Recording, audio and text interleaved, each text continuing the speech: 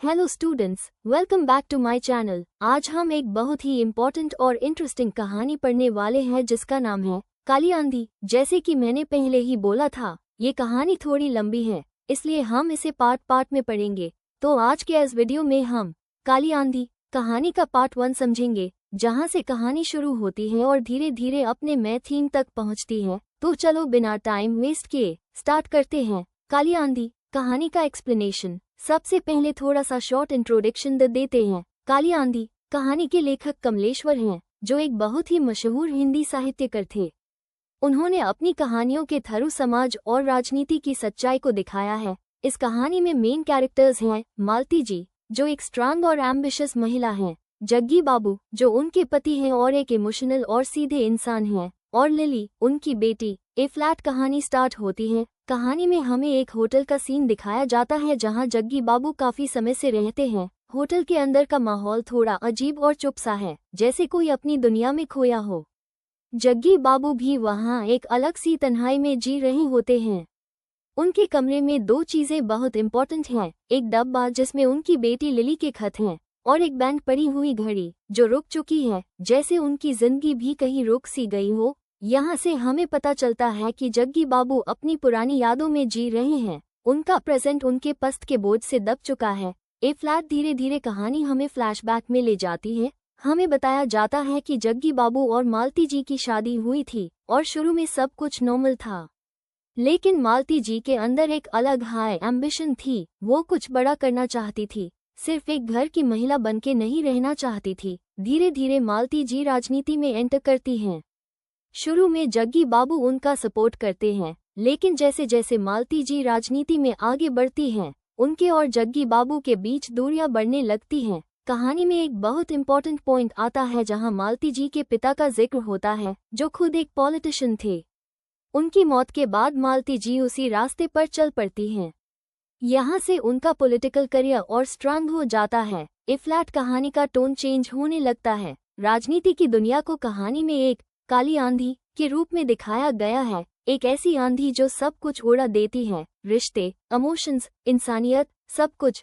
मालती जी धीरे धीरे इतनी बिजी हो जाती हैं अपने पॉलिटिकल करियर में कि उन्हें अपने पति और बेटी के लिए वक्त ही नहीं मिलता। जग्गी बाबू एक ऐसे इंसान बन जाते हैं जो सिर्फ देखते रहते हैं, अपनी वाइफ को बदलते हुए, अपने घर को टूटते हुए। एक जगह जग्गी बाबू खुद कहते हैं कि राजनीति में इंसान सिर्फ एक वोट बन के रह जाता है, उसकी असली पहचान खत्म हो जाती है। और ये बात कहानी में बार बार रिफ्लेक्ट होती है कि कैसे राजनीति इंसान को अंदर से खोखला कर देती है।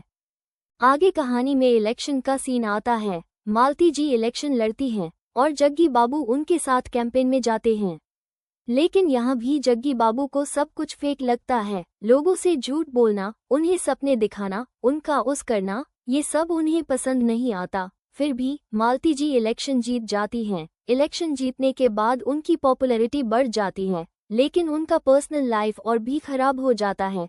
एक बहुत इमोशनल सीन आता है, जहां जग्गी बाबू और मालती जी के बीच आर्ग्यूमेंट्स होते हैं। जग्गी बाबू चाहते हैं कि मालती जी अपने परिवार पर ध्यान दे, लेकिन मालती जी के लिए उनका करियर सबसे इम्पोर्टेंट हो चुका होता है। वो कहती है कि अगर उन्हें कुछ बनना है तो उन्हें अपने इमोशंस को साइड में रखना पड़ेगा, और यही से उनके रिलेशनशिप में क्रैक और गहरा हो जाता है। कहानी में एक और इम्पोर्टेंट एलिमेंट है लिली, उनकी बेटी। लिली अपनी माँ से दूर हो जाती है क्योंकि मालती जी के पास उसके लिए टाइम नहीं होता।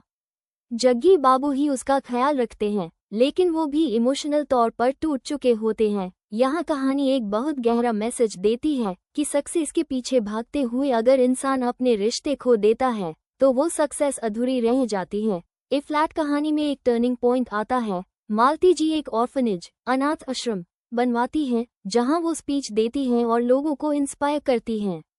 बाहर से देखा जाए तो वो एक सक्सेसफुल और स्ट्रांग लीडर लगती हैं, लेकिन अंदर से उनकी जिंदगी में इमोशनल खालीपन होता है। इसी बीच हमें पता चलता है कि जग्गी बाबू और लिली उनसे दूर जा चुके हैं।